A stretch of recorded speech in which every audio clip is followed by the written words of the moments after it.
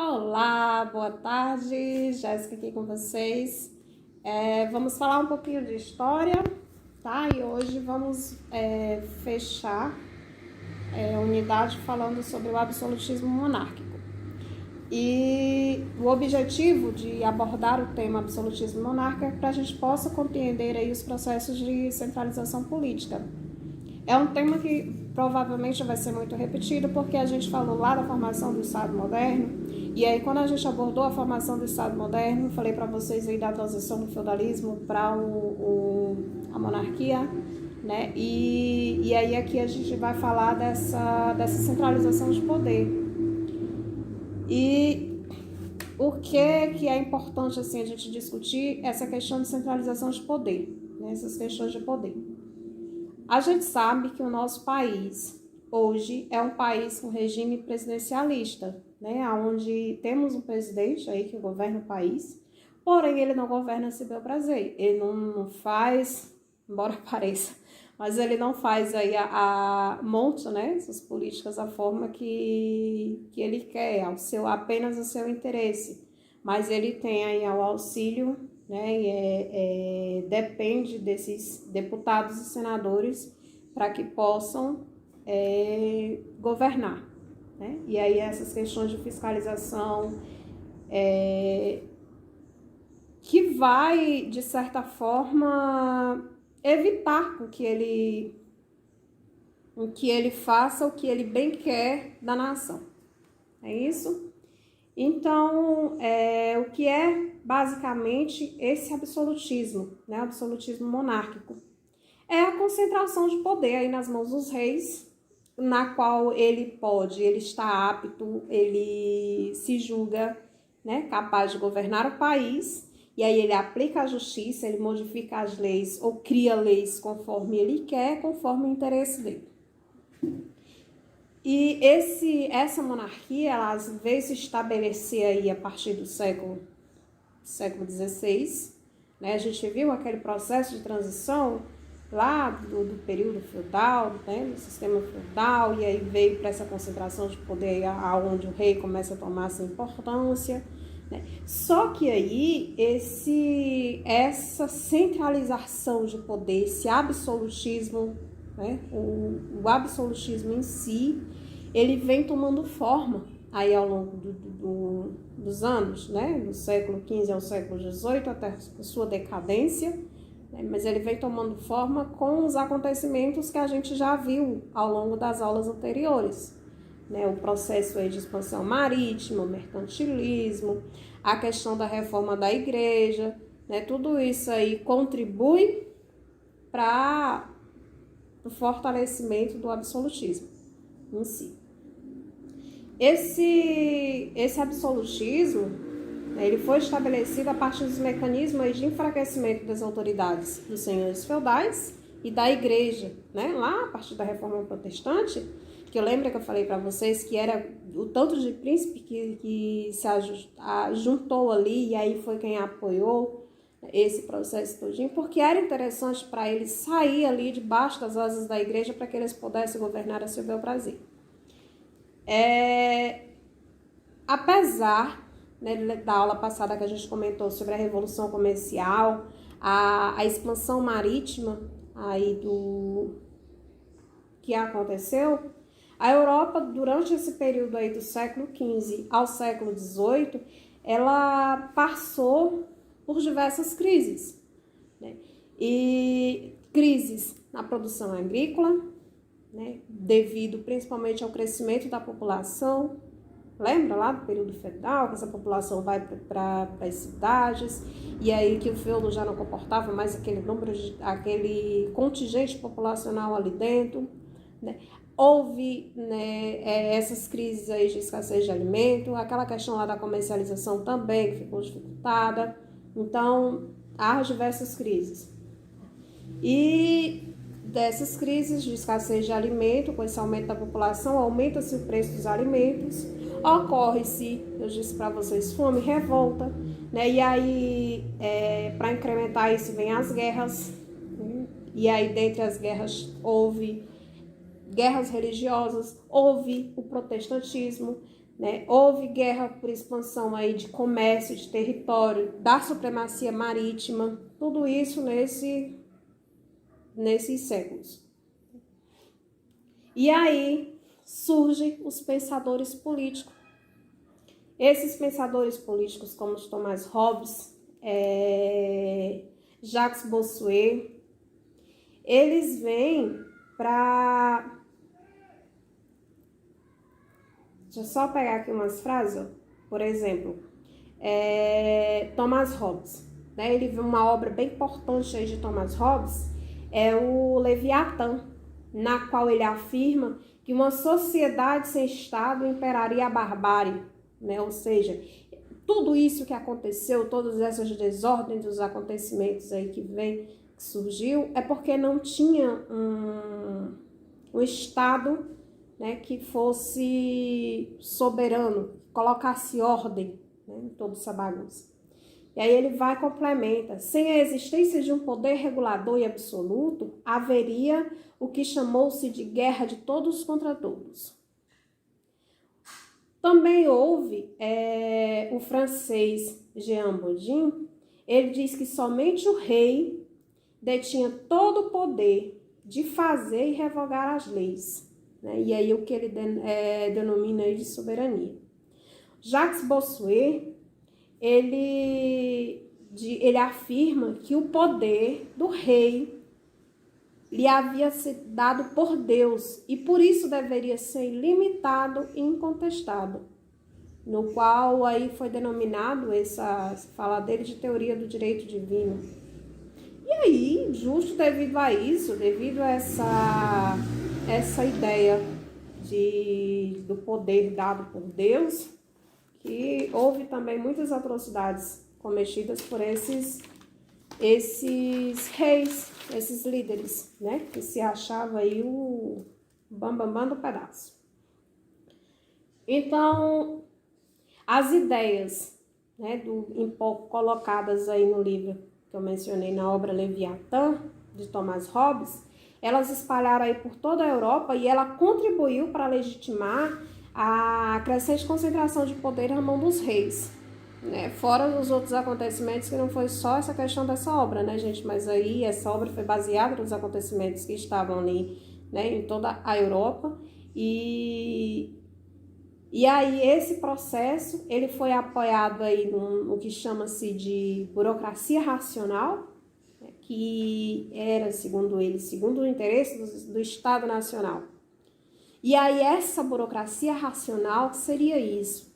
Era que em vez de ter aqueles funcionários públicos, né, representantes do Estado, apenas por indicação, eles passariam a ser profissionais capacitados. E aí, profissionais capacitados para trabalhar em diversos setores aí do governo. E aí eles acabam ganhando, esse governo, ele acaba ganhando importância aí pela gestão, pela competência, né? E os historiadores afirmam que essa centralização administrativa, ela permitia, né, e a gente sabe que permite, que o governo soubesse mais da vida dos seus súditos, né? E aí permitisse para ajudar a tomar as decisões, seja decisões de aumentar impostos, de recrutar pessoas para o exército, né, de alimentar a população na crise, de tomar medidas em termos de crise, em termos de guerras. Então, eles passaram a ter um controle aí da população, um controle maior da população, né, a partir de uma reorganização política e centralizada, né, que é a características aí. No âmbito do direito, aos poucos foi abolido o sistema feudal, a gente viu aí, foi se extinguindo, né? Isso não se deu assim de um virar a página para o outro, mas levou-se esse tempo. E eles passaram, lembra que eu falei para vocês que o direito no sistema feudal, cada feudo regia ali o seu feudo conforme os seus direitos, cada um tinha as suas leis. E aí eles passaram com esse extinguir, esse acabar do sistema feudal, eles passaram a adotar aí os direitos romanos, as legislações romanas, que aí servia para esse Estado moderno, E só que, mesmo assim, com esse novo jeito de legislar, ainda, né, possibilitaram, permitiram que eles também abandonassem aí as leis adotadas por costumes ou pelas tradições, né? E aí adotando as normas impessoais, né, que eram umas normas que eram válidas para todos, e não por questões de tradição, que nesse caso a gente sabe que na tradição, né, nos costumes aí, a corda sempre quebrava para o lado mais fraco. Que, em outras palavras, as leis regidas por costumes e tradições, ela garantia privilégios apenas aí para a nobreza. Nesse processo todo, a gente viu que a igreja foi enfraquecida aí pela reforma, né? Ela perde a influência sobre os reis criaram um exército permanente, extinguiram tropas particulares dos senhores feudais, o que acabou proporcionando para enfraquecer esses senhores feudais. Eles instituíram aí novos impostos, né? E esses impostos eles não eram mais coletados pelos senhores feudais, mas sim por funcionários do governo. Em termos na economia, na esfera econômica, as medidas foram postas em práticas, medidas comerciais para o fortalecimento dentro do financeiro, do caixa mesmo, do governo. E aí que medidas a gente viu lá no mercantilismo, né? O tanto o governo, a influência desses reis para a expansão marítima, para o mercantilismo em si, para a exploração e dominação de novas terras. No mercantilismo, ele proporcionou essas medidas, ela proporcionou a acumulação de metais preciosos, né? Lembra lá da adoção da balança comercial favorável, incentiva a circulação de dinheiro e mercadoria, tudo isso para fortalecer financeiramente essas monarquias, esses reis. Lembra que eu falei para vocês que o Estado considerado forte, o rei considerado forte era aquele que tinha mais metais preciosos? Estava lá na política mercantilista, aquele que mantinha seu dinheiro interno, ali quanto mais moeda circulando internamente, então ele tinha que exportar, vender mais e importar menos, né, que era o Estado, o soberano, né, o poder.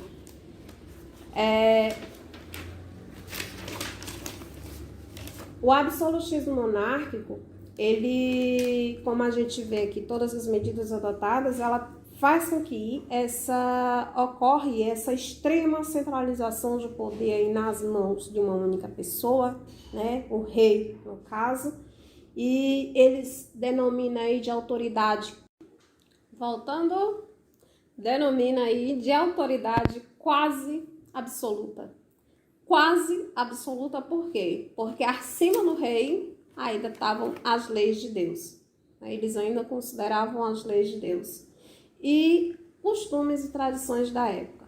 Não que, lembrando, não estou dizendo aqui que eles regiam ou que as leis eram com base nas tradições da época, mas ainda eram consideradas, né, nos reis. Então, aqui, para a gente abordar um pouco essa questão de absolutismo, vamos pegar o absolutismo francês e o absolutismo do Estado inglês. O absolutismo francês, ele deu-se início aí com Francisco I, lá em 1515, que perdurou aí de 1515 a 1547, né? Século XVI. Ele é consolidado com Henrique IV. Henrique IV ele foi o primeiro rei da dinastia Bourbon, e aí ele passa a vigiar os governadores das províncias, né, que ele deixa de lado aí os senhores feudais. Lembra que eu falei para vocês que tinha pessoas do governo para coletar impostos, né, já não era mais dos senhores feudais. Ele nomeia ministros de origem burguesa, já não é mais a aristocracia, né, mas sim de origem burguesa. Ele estimulou o mercantilismo, ele iniciou a colonização do Canadá, ele incentivou a agricultura e a manufatura.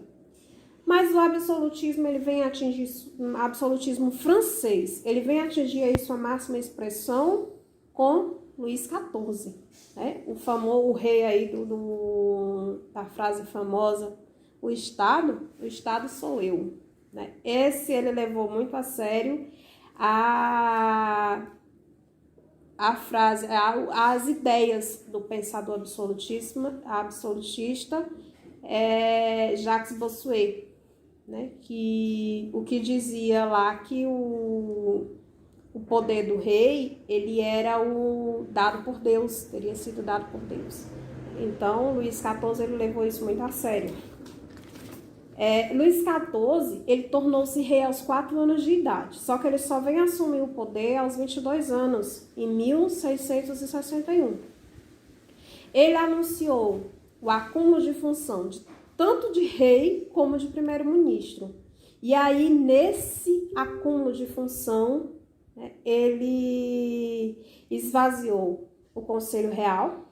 Esse Conselho Real era o órgão que tomava as decisões junto com a monarquia. Ele centrou tudo na mão dele, né? Ele tinha todo o direito aí de governar.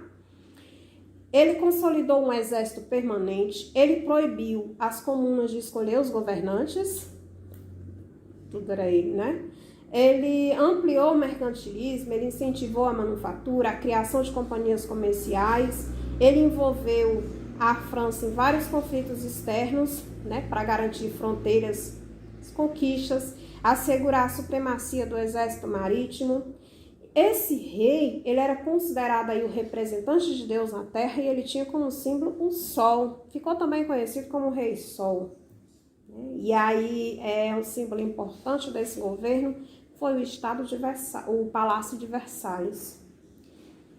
Outra coisa que é bem evidenciado em se tratando dessas questões das monarquias absolutistas, é que eles colocam onde já tinha uma certa distância da nobreza com os plebeus, com os povos, só que agora essa distância ela é aumentada por meio de ritos cerimoniais, que foi amplamente imposto, principalmente por Henrique XIV. Esses ritos cerimoniais aí de etiquetas, né, que aquela questão de demarcar lugar de sentar nos eventos,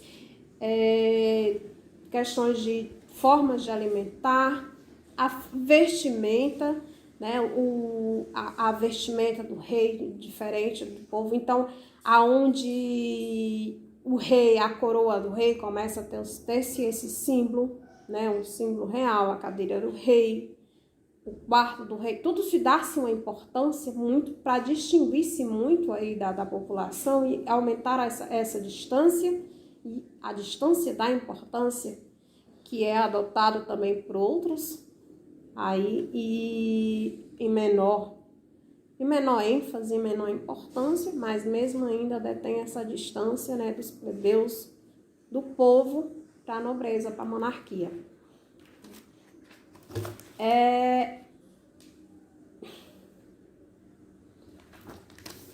Continuando aqui, vamos falar agora do absolutismo na Inglaterra. O absolutismo na Inglaterra, como a gente viu lá, a consolidação do Estado moderno, foi após a Guerra das Duas Rosas, né? Que aí essa Guerra das Duas Rosas foi um conflito aí entre duas famílias nobres, né? Os Yorks e os Lancaster, que disputavam pelo trono. Quem assumiu foi Henrique VII. Henrique era ligado aí à família Tudor, né? Laços familiares da família Tudor, mas era ligado por laços familiares aí aos Yorks. E seu filho, Henrique VIII, que assumiu após a sua morte, né? Henrique VII, ele aproveitou aí o enfraquecimento da nobreza feudal e concentrou poder, né, controlando os nobres.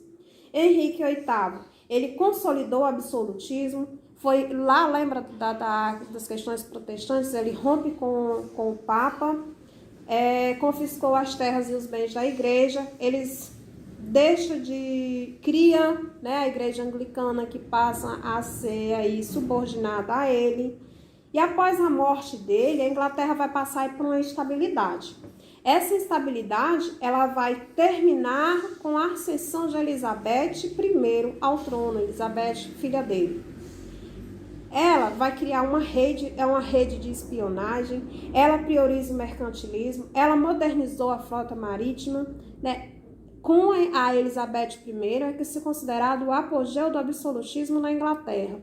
Lembra que eu falei para vocês que da expansão marítima lá naquelas questões dos piratas? Pois é, a maior fonte de riqueza da Inglaterra, de acúmulo de riqueza da Inglaterra, foi adotada pelos mercenários. Os mercenários que eram apoiados por a rainha Elizabeth. Elizabeth, ela incentivou a criação de companhias de comércio, promoveu o povoamento das colônias da Virgínia, né, o comércio do norte. Ela assume. Então, gente, vamos lá para a terceira parte, tentar terminar. Como eu estava falando, Elizabeth I, ela incentivou a criação das companhias de comércio, ela promoveu o povoamento das colônias de Virgínia na América do Norte, ela, como eu disse antes, ela não teve escrúpulos em adotar a pirataria, né, para acumular suas riquezas, a riqueza da Inglaterra. Lembra lá que eu falei dos corsários? Pois é, Elizabeth I, que era a maior financiada, a maior apoiadora aí dos corsários. Elizabeth, ela morre em 1603, sem herdeiros, e aí Jaime I que vai assumir o reino. Ele é da dinastia da Escócia, ele é primo de Elizabeth. A dinastia dos Stuart, né, o rei da Escócia. Ele é defensor da teoria, né, de que o rei ele tem direito divino. E aí ele vai governar aí de forma bem despótica mesmo. Ele promove a intensa perseguição aos puritanos, que são os calvinistas. Ele dissolve o parlamento, né, porque o parlamento recusa a conceder aí o pedido dele, que é de pensão vitalícia. Esse parlamento ele só vai ser restabelecido 10 anos depois, né, dessa dissolução. Após a morte de Jaime I, quem vai assumir é Carlos I, filho dele. Carlos ele vai criar aí taxas alfandegárias, né, que essas taxas, no caso, seria para garantir o sustento da família real, né, benefício do povo. Aí tu já imagina aí a revolta que isso vai acontecer, né, para quem vai pagar essas taxas. Impostos, né, forçados para benefício da coroa novamente, né, aí aos proprietários, e aí ele começa e ele persegue os opositores, porque aí a partir do momento que ele começa aí a extrapolar o direito dele, é óbvio que vai surgir aí quem não vai aceitar a cangaia de qualquer jeito, né, a bel prazer dele aí. E aí, ele vai surgir aí a chamada Inglaterra republicana, porque a partir de intensos combates entre o Carlos I e o parlamento, que é quem vai responder às ações arbitrárias dele aí, vai ocorrer guerra civil em 1640 e entre pequenos proprietários representantes da nobreza rural, que vai ser aí liderado, né? Esses são aliados da burguesia, eles vão formar um exército, esse exército conhecido como Cabeças Redondas, e ele é liderado por Cromwell. Esse vence, né, o exército real, eles vão depor Carlos I, não apenas depor, mas esse vai ser julgado e decapitado. E seus descendentes aí exilados, né? E aí a Inglaterra torna-se uma república. Essa república vai ser liderada, governada por Oliver Cromwell, que é o líder, né, dos Cabeças Redondas, o que liderou aí essa revolta. E aí, em 1651, o parlamento vai aprovar ato de navegação, né, que aí vai ser, esse ato, ele diz que somente os ingleses poderiam desembarcar mercadorias e impostos da Inglaterra ou das colônias inglesas. Para quem dependeria desses postos, vai acabar ferindo aí os interesses, principalmente o interesse da Holanda, que ela vai se sentir prejudicada e ela declara guerra em 1652 à Inglaterra, e essa guerra vai terminar apenas em 1654 com a vitória da Inglaterra. E aí a Inglaterra, com essa vitória, ela também ganha o título de potência naval da Europa. Em 1655, Cromwell vai dissolver o parlamento, vai implantar a ditadura. Essa ditadura vai perdurar na Inglaterra até a sua morte, em 1658. Após a sua morte, vai assumir o filho dele, Richard. Só que ele vai renunciar a esse governo um ano depois, né? E aí em 1660 vai se reestruturar essa monarquia através de Carlos II, o filho de Carlos I, que estava exilado, né? Ele vai retornar do exílio e ele vai ascender esse trono, e aí ele vai ser, né, após a morte dele, ele vai ser sucedido por Jaime II. Os dois, né, tanto Carlos quanto Jaime, eles vão tentar restabelecer o absolutismo, mas com essa quebra, né, com a formação dessa ditadura, desse governo republicano, vai ter aí uma quebra, um enfraquecimento, acabando de dificultar aí esses interesses dele. Só que com resposta, né, a essa tentativa dele de restabelecer o absolutismo, né, vai haver aí a política reacionária do parlamento, que vai depor Jaime II, e aí esse parlamento vai entregar o trono ao príncipe holandês Guilherme, que era casado com Mary Stuart. Guilherme, ele é coroado como Guilherme II em 1689, e ele vai comprometer aí com o parlamento com uma declaração de direitos, né, e que são estabelecidos aí pelo parlamento.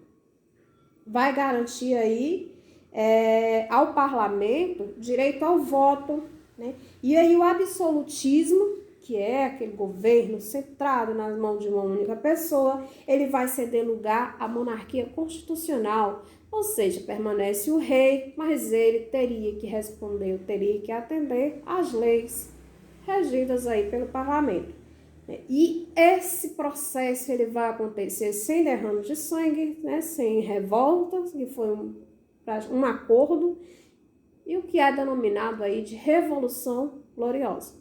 Então aí foi possível ver a ascensão do absolutismo, né, lá com toda essa transferência do sistema feudal para a formação do Estado moderno, com os acontecimentos históricos aí, que aí está entre a expansão marítima, né, o comércio, o mercantilismo, né, as revoltas que vai acontecer, as crises da Europa, as questões aí religiosas, né, os embates religiosos, o surgimento de novas religiões, a colonização, né, de novos territórios. Tudo isso vai acontecer nesse período, e aí você vai ver essa concentração de poder na mão de uns, mas também vai acontecer essas revoluções que vai descentralizar também esse poder. Então, aqui a gente encerra esse tema das monarquias absolutistas. Até a próxima.